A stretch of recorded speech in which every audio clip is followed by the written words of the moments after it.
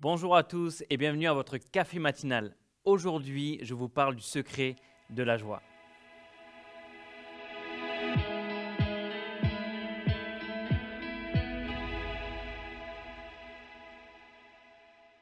Aujourd'hui, je veux vous parler du secret de la joie. La joie est une émotion agréable qu'on aime tous vivre et la Bible nous dit que la joie fait partie du fruit de l'esprit. Donc Dieu veut qu'on puisse vivre en tant que chrétien la joie en tout temps parce que c'est le fruit de l'esprit. Mais j'aimerais vous proposer que la joie n'est pas simplement une émotion. J'aimerais vous proposer que la joie est un point de vue. La joie est une façon de voir les choses. La joie, ça dépend de notre regard et de là où on met notre focus.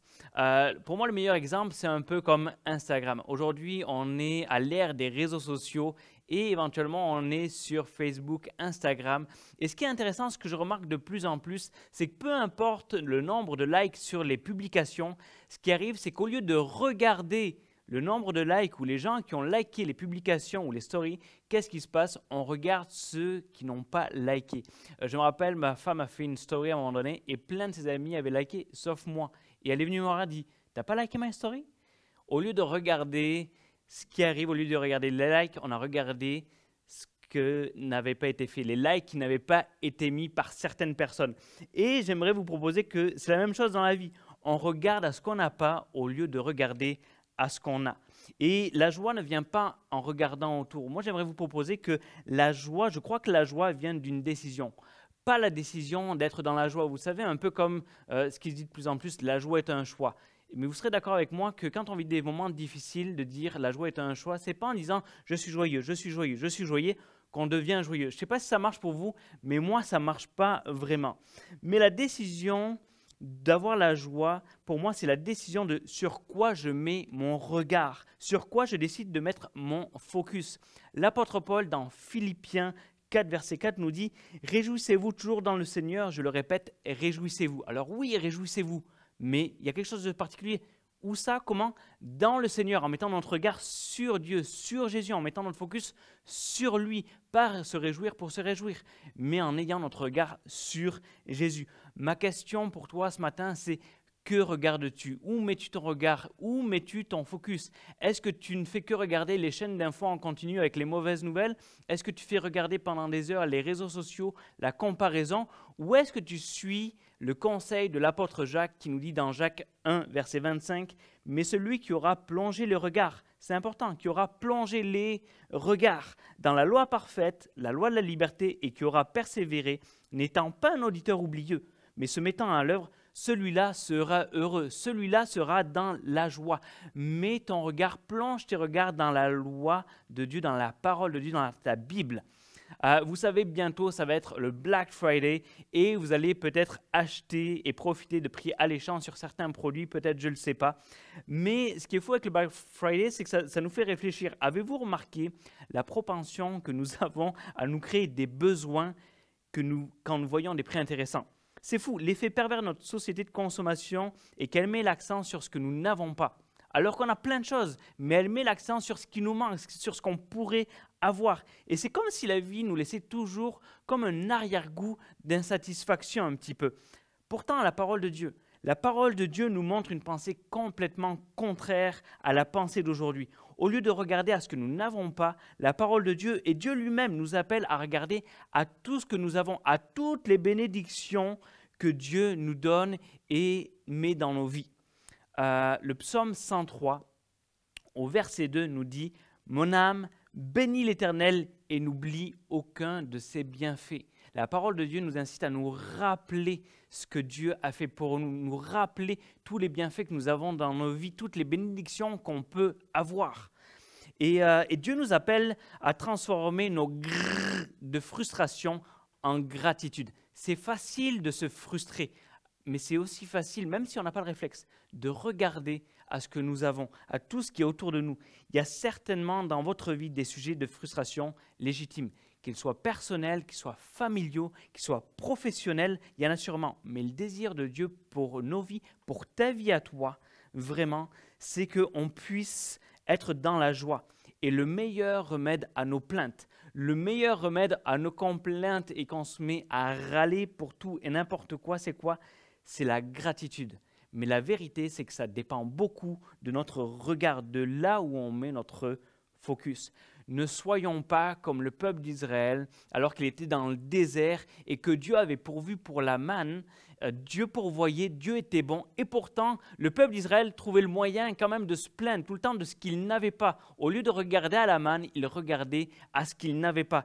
Et le défi, des fois, c'est le piège, c'est d'être comme ça. Au lieu de regarder à ce qu'on a, on regarde à ce qu'on n'a pas. Ne soyons pas comme le peuple d'Israël. Soyons plutôt comme l'apôtre Paul qui nous dit dans Philippiens 4, 11, « J'ai appris à être content dans les situations où je me trouve. » Es-tu content? Arrives-tu à te satisfaire des situations où tu te trouves, à être content, à prendre du plaisir, même si ce n'est pas toujours facile, ça ne veut pas dire que c'est facile, mais à voir la main de Dieu aussi dans nos situations, dans ce qu'on peut vivre. Et des fois, ce n'est pas toujours évident, mais de voir la main et la grâce de Dieu sur nos vies. J'aime cette citation qui dit « Ce ne sont pas les gens heureux qui sont reconnaissants, ce sont les gens reconnaissants qui sont heureux. » Et c'est tellement vrai, ça fait tellement une différence. Alors qu'on est reconnaissant, la joie vient en nous, la joie monte et l'Esprit de Dieu, alors qu'on se rappelle ses bienfaits et ses bontés, monte en nous et la joie vient et habite nos cœurs.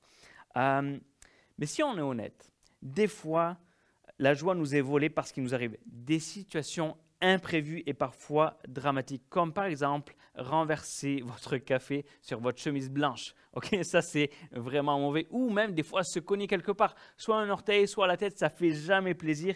Et des fois, ça peut être plus délicat, c'est plus difficile, c'est plus dramatique. Des fois, ça peut être une perte d'emploi, ça peut même être un décès dans la famille. Mais j'aimerais te dire ce matin que tu ne peux pas contrôler ce qui t'arrive, mais tu peux contrôler comment tu le regardes. Tu ne peux pas contrôler ce qui t'arrive, mais tu peux contrôler le regard que tu as là-dessus. Pour vrai, histoire vraie, il y a 2 jours, ma laveuse, mon lave-linge a brisé. Il est mort, il faut que je le change. Je pourrais juste regarder ma journée avec ça. Ou je pourrais regarder aussi dans cette journée tout ce qu'il y a eu, les bonnes choses qui se sont passées. Remercier Dieu pour ma maison, pour ma femme, au lieu de juste mettre le regard sur le fait que mon lave-linge est brisé. Et on a ce choix-là à faire à chaque jour, de là où on va mettre notre regard, là où on va mettre notre focus. Et des fois, la joie nous est volée par les choses qui nous arrivent, mais aussi des fois, nous perdons la joie à cause de justement ce qui ne nous est pas arrivé. Et là, vous vous dites, ok, qu'est-ce que tu veux dire, Stéphane? Vraiment, je ne comprends pas.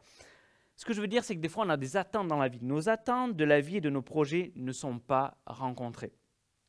Et on arrive et on se dit, c'est pas là que je voulais être rendu dans ma vie avec mon mariage. Il y en a peut-être, vous êtes célibataire, vous dites, je pensais être marié. Il y en a, vous êtes dans le mariage, vous dites, je pensais pas que ça allait être ça mon mariage, je pensais pas en arriver là. C'est pas ça que j'avais comme attente. Je pensais pas être rendu là dans ma carrière. J'avais étudié pour ça et je suis dans un travail qui a même pas rapport avec ça. Ou alors je suis pas là où je voudrais être rendu. Je suis pas rendu là où je voulais dans mes finances, à l'âge que j'ai peut-être, peu importe. Ou ça peut être encore, je ne suis pas rendu là où je voulais être dans le ministère parce que j'ai à cœur de servir Dieu. Je pensais, j'avais des rêves, j'avais des choses et ça ne se passe pas comme prévu. Et des fois, la joie nous est volée parce qu'il n'arrive pas dans nos vies. Mais j'aimerais te dire ce matin que l'apôtre Paul est aussi passé par là. L'apôtre Paul a bien connu ce sentiment-là, je pense, alors qu'il voulait aller à Rome. Il voulait aller évangéliser. Peut-être qu'il s'imaginait des foules, parler à des grandes foules et prêcher la parole de Dieu et faire que des âmes se convertissent et trouvent l'amour de Dieu. Et alors qu'il arrive à Rome, au lieu d'être dans des stades pour prêcher à des foules, où est-ce qu'il se retrouve? Il se retrouve en prison, avec les conditions que c'est. Et les seules personnes à qui il peut vraiment parler et parler de Christ, c'est qui? C'est ses geôliers. Et pourtant, dans cette situation, peut-être ce n'est pas ce qu'il voulait, peut-être ce n'est pas ce qu'il avait rêvé, ce n'était pas la façon dont il avait vu ça et dont la vision qu'il avait à cœur. Mais voici ce qu'il est capable de dire dans sa situation, dans Philippiens 1, versets 12 à 13. « Je désire que vous le sachiez, frères et sœurs, ce qui m'est arrivé a plutôt contribué au progrès de l'Évangile. En effet, dans tout le prétoire et partout ailleurs, personne n'ignore que c'est pour Christ que je suis en prison. » Il a su voir la bénédiction que Dieu lui permettait de vivre en prison, alors que c'était une situation difficile et qu'il lui arrivait des choses qui n'étaient vraiment pas plaisantes. Tu ne peux pas contrôler ce qui t'arrive, mais tu peux contrôler le regard que tu as sur ces situations. Alors ce matin, j'aimerais te proposer 2 choses à faire. La première, remercie Dieu pour ce qui n'est pas arrivé. Ça fait bizarre, on n'est pas habitué à entendre ça, mais remercie Dieu pour ce qui n'est pas arrivé, pour sa protection sur ta vie. Moi, j'aime à croire que Dieu, c'est un peu, avec ses anges, c'est un peu notre service secret et il nous évite bien des choses. Peut-être qu'il t'est arrivé un problème, peut-être tu as renversé ton café ce matin, tu es arrivé en retard au travail et peut-être que Dieu t'a évité un accident de voiture. Il y a plein de choses que Dieu nous évite. Vous savez, je crois vraiment que la bénédiction de Dieu, ce n'est pas forcément ce que Dieu nous donne, c'est aussi ce qu'il nous évite. Alors ce matin, remercie Dieu pour ce qui n'est pas arrivé dans ta vie. Et la deuxième chose, tout simplement, remercie Dieu pour ses bontés. Remercie Dieu pour ce qu'il fait pour toi. Quand j'étais plus jeune, on chantait souvent un chant qui va comme suit, et je vais éviter de le chanter pour vos oreilles parce que je vous aime, mais qui dit « Compte les bienfaits de Dieu, mets-les tous devant tes yeux, tu verras en adorant combien le nombre en est grand. » Quelles sont les bontés de Dieu pour toi? Quelles sont les choses merveilleuses que Dieu a faites dans le passé et même présentement, des choses que Dieu a faites pour toi, peut-être des addictions dans lesquelles il t'a sorti, peut-être un mariage qu'il t'a donné, des enfants, des situations. Qu'est-ce que Dieu a fait pour toi? Mets-les tous devant tes yeux, considère-les et remercie Dieu pour ce qu'il fait pour toi. L'apôtre Paul dans Philippiens 4,6 nous dit « Ne vous mettez en souci pour rien, mais en toute chose, exposez vos besoins à Dieu. Adressez-lui vos prières et vos requêtes en lui disant aussi votre reconnaissance, la gratitude. » Alors ce matin, aujourd'hui, je vous invite à prendre un temps devant Dieu et à énumérer tous les bienfaits que Dieu vous accorde. Et vous verrez qu'ils sont bien plus nombreux que ce que vous croyez. Soyez reconnaissants, cultivez une attitude de gratitude. Vraiment, faites-le. Et je vous assure que vous expérimenterez moins de frustration et plus de joie. Aujourd'hui et cette semaine, je vous lance le défi de choisir là où vous allez mettre votre regard. Pour moi, c'est le secret pour vivre la joie au quotidien. Alors, je vous souhaite une agréable journée. Je vais prier pour vous et d'ici là, que Dieu vous bénisse.